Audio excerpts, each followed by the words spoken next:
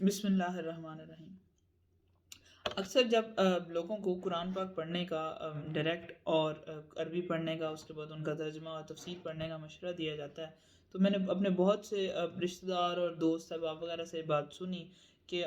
ہمارے قائد صاحب نے کہا ہے کہ اگر آپ قرآن ڈائریکٹ پڑھیں گے تو آپ گمراہ ہو سکتے ہیں، آپ کو صحیح کیونکہ سمجھ نہیں لگے گی ترجمے کی۔ اور اکثر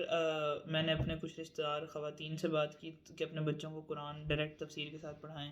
تو انہوں نے بھی آگے سے یہی کہا کہ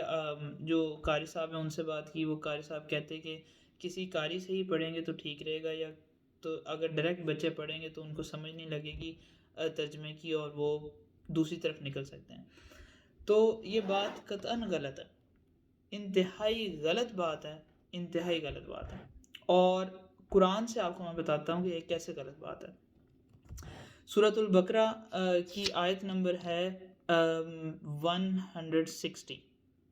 اور 159 158۔ 159 میں زیادہ اس بات کا ڈسکس ہے۔ سورہ بقرہ آیت 159، اس کا ترجمہ ہے: جو لوگ ہماری نازل کی ہوئی روشن تعلیمات اور ہدایات کو چھپاتے ہیں، درا حالیکہ ہم انہیں سب انسانوں کی رہنمائی کے لیے اپنی کتاب میں بیان کر چکے ہیں، یقین جانو کہ اللہ بھی ان پر لعنت کرتا ہے اور تمام لعنت کرنے والے بھی ان پر لعنت بھیجتے ہیں۔ یہ آیت تھی۔ اس کی تفسیر سید مودودی رحمۃ اللہ علیہ نے لکھی ہے کہ علماء یہود کا سب سے بڑا قصور یہ تھا کہ انہوں نے کتاب اللہ کے علم کی اشاعت کرنے کی بجائے اس کو ربیوں اور مذہبی پیشہ وروں کے ایک محدود طبقے میں مقید کر رکھا تھا، اور ائمہ خلائق تو درکنار خود یہودی عوام تک کو اس کی ہوا نہ لگنے دیتے تھے۔ پھر جب عام جہالت کی وجہ سے ان کے اندر گمراہیاں پھیلیں تو علماء نے نہ صرف یہ کہ اصلاح کی کوئی کوشش نہ کی، بلکہ وہ عوام میں اپنی مقبولیت برقرار رکھنے کے لیے ہر اس ضلالت اور بدعت کو جس کا رواج عام ہو جاتا، اپنے قول اور عمل سے یا اپنے سکوت سے الٹی سند جواز عطا کرنے لگ جاتے۔ اسی سے بچنے کی تاکید مسلمانوں کو کی جا رہی ہے۔ دنیا کی ہدایت کا کام جس امت کے سپرد کیا جائے، اس کا فرض یہ ہے کہ اس ہدایت کو زیادہ سے زیادہ پھیلائے، نہ کہ بخیل کے مال کی طرح اسے چھپائے رکھے۔ تو جب بچے ڈائریکٹ بایولوجی پڑھنے سے، فزکس پڑھنے سے، ڈائریکٹ ہسٹری پڑھنے سے گمراہ نہیں ہو جاتے، ڈائریکٹ انگلش اور اردو پڑھنے سے گمراہ نہیں ہو جاتے، تو اللہ کے پیغام پڑھنے سے کوئی بھی انسان کیسے گمراہ ہو سکتا ہے؟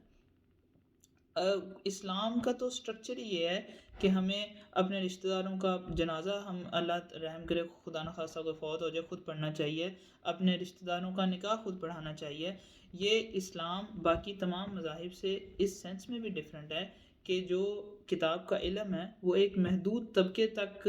وہ محدود نہیں ہے۔ ہر انسان قرآن پڑھ سکتا ہے، اور جو بھی اس کی زبان ہے اس میں اس کا ترجمہ پڑھ سکتا ہے، اس کو سمجھ سکتا ہے،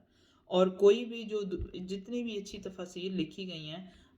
ان کا اس زبان میں بھی ترجمہ مل سکتا ہے۔ تو اس لیے ڈائریکٹ قرآن پڑھائیں اپنے بچوں کو، خود ڈائریکٹ قرآن پڑھیں، اور آپس میں گھر میں بیٹھ کے اس بارے میں ڈسکس کیا کریں، روز کھانے کی ٹیبل پہ بیٹھ کے کہ آج آپ نے قرآن کی کون سی صورت پڑھی، اس میں کیا سیکھا، اور کیا آپ کو سمجھ نہیں لگی تو اس کے لیے ہم کسی سے رابطہ کر سکتے ہیں، یا اس کو بار بار قرآن پڑھیں تو آپ کو وہ چیز سمجھ لگ جائے گی۔ تو اس لیے اس کانسیپٹ کو جو زیادہ تر پاکستان میں یا بنگلہ دیش یا انڈیا یا سب کانٹیننٹ میں ہے کہ ڈائریکٹ قرآن پڑھنے سے آپ گمراہ ہو جائیں گے، یہ انتہائی غلط کانسیپٹ ہے، اور یہ کہنے والے کو اپنی بات 10 دفعہ سوچنی چاہیے کہ میں یہ آخر میں یہ کیا کہہ رہا ہوں۔ Thank you.